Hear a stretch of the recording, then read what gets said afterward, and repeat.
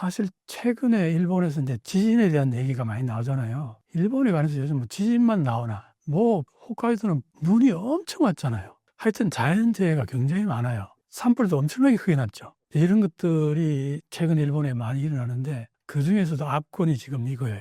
지진 문제. 여기에서 말하는 이 사람의 그 만화는 그죠? 다츠키로가 2011년도 동일본 대지진을 예언했던 사람이잖아요. 그 만화에서. 그러니까 이게 이 사람을 가볍게 볼 수 없는 거예요. 근데 이 사람이 최근에 제작한 만화에 7월 5일 날 일본에 큰 지진이 온다는 거 아니에요. 근데 그 일본의 큰 지진이라는 거는 지금 후지산하고 난카이 트래프트 이 두 개란 말이에요. 근데 난카이 트래프트하고 이게 쭉 이어져 가지고 이 끝부분에 보면 후지산하고 이어져 있어요. 근데 과거에는 여기 이제 난카이 트래프트가 예를 들어서 도쿄 거의 그쪽에서부터 시작해서 저 오사카 그 끄트머리까지 그게 난카이 트래프트라 그러면 여기에서 지진이 일어난다는 거 아니에요. 9.0이 넘어가는 지진이 난다는 거예요. 동일본 대지진보다도 동그라미 하나는 더 파워가 있을 거라는 겁니다. 엄청나죠. 이게 있고 거기에 엄청난 그런 지진이 왔을 경우에 국까지 왔을 경우에 이 진동이 분명히 후지산에서 연동이 될 거란 말이에요. 그 후지산도 지금 사실은 후지산이 먼저 터지냐 난카이 트래프트가 먼저 터지냐 어느 쪽이 먼저 터져도 전혀 이상하지 않다고 하는 게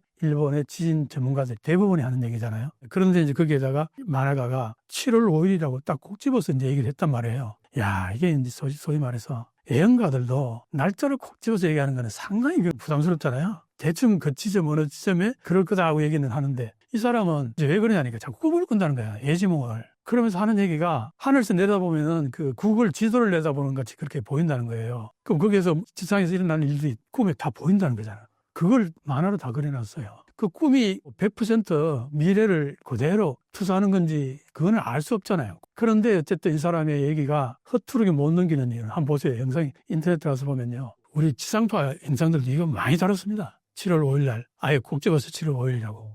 그러니까 이거는 전례가 있으니까. 동일본 대지진은 정확히 예언했단 말이에요. 그러니까 그런 부분에 대해서 이제 이게 굉장히 화제가 되고 있고 일본에서도 아마 그냥 가볍게 넘기지 못하는 얘기겠죠. 그게 이제 이런 것이 있어요. 일본 사람들은 지진이 많고 자연재해가 많다 보니까 죽음에 대해서 우리하고 많이 달라요. 죽음을 바라보는 시각이. 그래서 보면은 살고 죽는 거에 대해서 우리보다는 좀 초연한 것 같아요. 그러니까 죽은 경우에 우리는 어떤 사람이 죽으면 옆에서 엄청 감정을 드러내면서 울고 그걸 어떻게 보면은 애도하는 거기도 하지만 감정을 많이 드러내잖아요. 근데 일본 사람들은 거의 감정을 안 드러내요. 죽음 앞에서도. 죽음을 바라보는 시각이 한국인들하고 좀 다른 것 같아요. 그게 아마 워낙 자연재해 같은 걸로 인해서 언제 어떤 일이 벌어질지 모르고 그런 일들이 잦다 보니까 아마 그게 DNA에 그렇게 내재된 게 아닌가 그런 생각이 들어요. 확실히 다른 게 이제 건물을 지을 때 내진 설계를 이제 많이 하죠. 지금은 고층 빌딩도 많이 올라간단 말이에요. 그 고층 빌딩 올라간 보면 밑에 건물 그 큰 밑에 이런 그 엄청난 뭐 이런 게 볼링 같은 게 있어가지고 요것만 움직이는 거예요. 건물은 그대로 있고 이게 이제 요즘 공법이라. 그래서 높은 빌딩도 올릴 수 있고 그거는 이제 과학적으로 충분히 가능하니까. 그런데 이제 과거에 지은 집들은 그게 아니잖아요. 과거에 지은 집들은 내진 설계에서 지은 것들이 아니기 때문에 뭐 한번 뒤집어지면 뭐 그냥 다 그냥 건물들 그냥 쓰러지는 거 아니에요? 그러면 지금 내가 그 얘기를 자주 했었는데 일본은 자연재해가 있고 나면은 뭐 태풍이든 지진이든 있고 나면은 집이 다 파괴되고 한 사람도 어디 가겠어요? 피난처로 가야 될 거 아니에요?